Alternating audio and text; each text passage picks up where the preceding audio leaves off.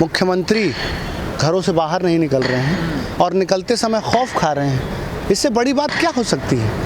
आज ये क्या चेहरा, क्या मुंह लेकर के जाएं किसानों के बीच? आज खड़ा है किसान, आप देख रहे हैं, स्वागत कर रहा है इनका किस तरीके से।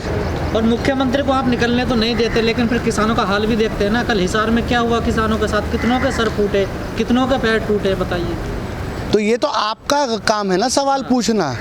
निहत्थे गरीब किसानों पर गोली चलवाना, उनको आंसू गैस के गोले दगवाना, लाठी चार्ज कराना, ये तो मुझे जनरल डायर की याद दिलाता है। और हम तो तमाम हर बार कह रहे हैं कि ये सरकार तानाशाह हो चुकी है। और एक बात और, मनोहर लाल खट्टर जी, ये बात आप समझ लीजिए कि अब आप कहीं भी जनसभा नहीं कर पाएंगे पूरे हरियाणा में। जिस तरीके से महिला का सिर फोड़ दिया, पुलिस पत्थरबाजी कर रही है, आपने साफ वीडियोस में देखा। क्या लोकतंत्र रह गया इस देश में? इस देश के लोकतंत्र का माखौल बनाकर रख दिया है। और नेता नहीं बैठे हैं, तानाशाह बैठे हैं, तानाशाह। लेकिन सर, जो चुने हुए प्रतिनिधि हैं, आप लोग तो उनको ही नहीं निकलने दे रहे हैं। आपने तो उन्हें बंदी बना लिया। उन्हें क्यों निकलने दें और क्यों नहीं उनका बहिष्कार करें? आज 7 सालों में किसानों के लिए इस सरकार ने किया ही क्या है?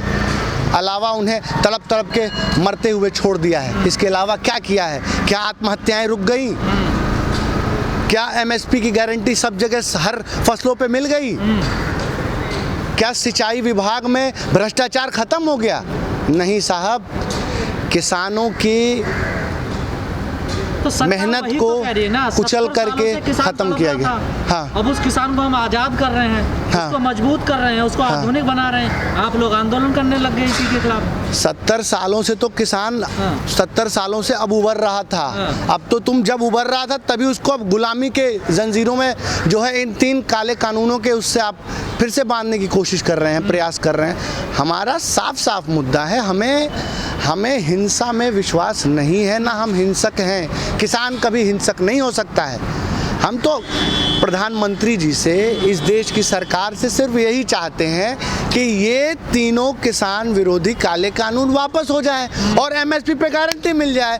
बस हम अपने कल मिल जाए, 1 घंटे के अंदर मिल जाए, हम 1 घंटे के अंदर यहाँ से खाली करके चले जाएंगे। क्या हमें अच्छा लग रहा है? गलत मांग है ये आपकी। क्या ये गलत मांग है आप? क्या गलत मांग है बताइए? एमएसपी तो जो है, जो सिस्टम पहले से चल रहा वो तो चल ही रहा है। ये तो आपको एक ऑप्शन दे रही है सरकार। ये इनका ढकोसला है। ये अंबानी, अडानी और तमाम इस देश के उद्योगपतियों को सम्रांत करने वाली सरकार है। ये ढकोसला इनका नहीं चलेगा और ये देश कॉरपोरेट गुलामी में नहीं जाएगा। हरियाणा में क्यों हिंसक हो जाता है आंदोलन? क्या वजह है आखिर? यूपी में तो नहीं होती लाठीचार्ज किसानों को, पर इतनी बुरी तरह जैसे हरियाणा में होती है। तो ये तो बात आप मनोहर लाल खट्टर जी से पूछिए। जिस तरीके से कल दमन हुआ और जिस तरीके से ये दमन की राजनीति कर रहे हैं, कल 20 से अधिक महिलाओं को इतनी ज़बरदस्त चोट लगी है और 150 से अधिक किसान घायल हुए हैं, किसानों पर गोलियां चली हैं।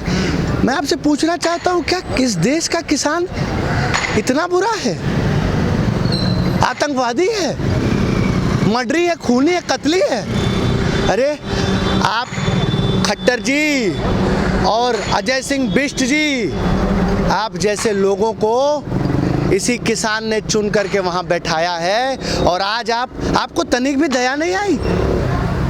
उन महिला के शरीर पे लहूलुहान था, खून से लथपथ। ये तो किसान सोचना चाहिए ना। हमारी मांगे क्या हैं आप बताइए? हमारी मांगे साफ साफ बहुत क्लियर मांगे हैं हमारी।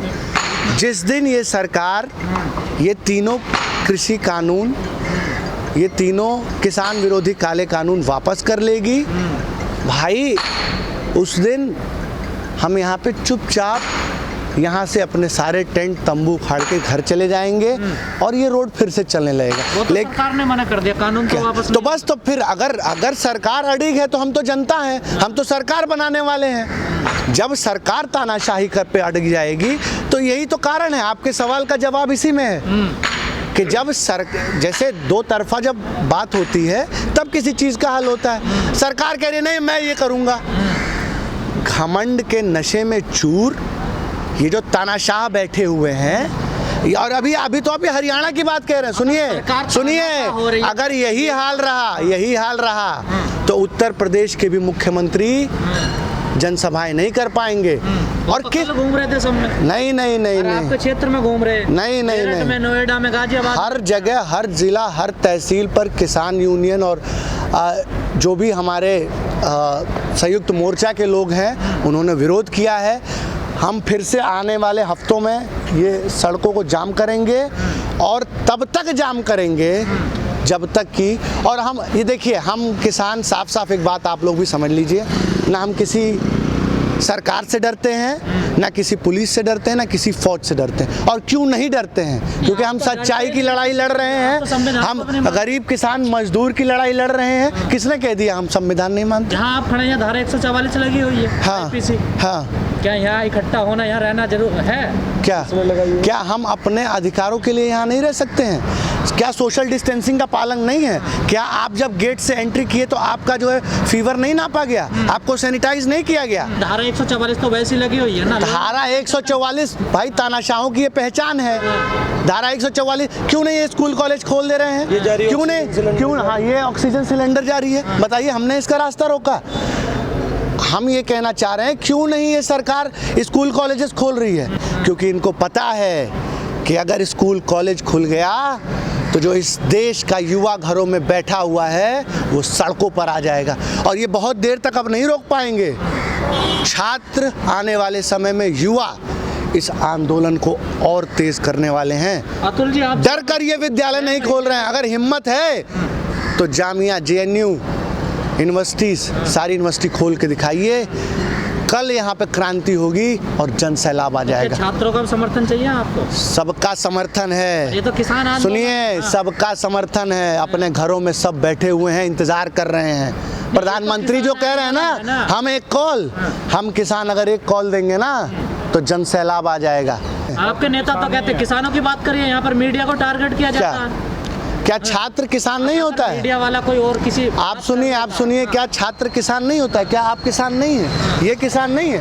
आप भी कहीं ना कहीं किसान से जुड़े हैं। ये कृषि प्रधान देश है साहब। और मैं ये कहना चाहता हूँ कि ये लड़ाई किसानों की भी नहीं है। आप लोग इसको बार बार गलत दिखा रहे हैं। ये लड़ाई आम लोगों की लड़ाई है। आज जब गोदामों में अनाज चला जाएगा और जब 3 गुने दाम में खरीदा जाएगा और मार्केट में बिकेगा तो ये आम जनता पे दामों का बोझ पड़ेगा, किसान पे नहीं पड़ेगा। किसान क्या करेगा? किसान तो अपना उगाता है, खाने के लिए रख लेता है, लेकिन जो मेन बोझ पड़ेगा वो आम लोगों को पड़ेगा। तो ये घरों में है कि किसान आंदोलन कर रहे हैं, सरसों का रेट बढ़ा, तेल 180 पहुंच गया, 200 पार हो गया। कहाँ पे 180 की बात कर रहे हैं? यही हम बताना चाह रहे हैं साहब कि जब तक इस देश का युवा, इस देश का जनता, इस देश के लोग सड़कों पर अपने अधिकारों के लिए नहीं लड़ेंगे। अभी तो 99 रुपया हो गया तेल।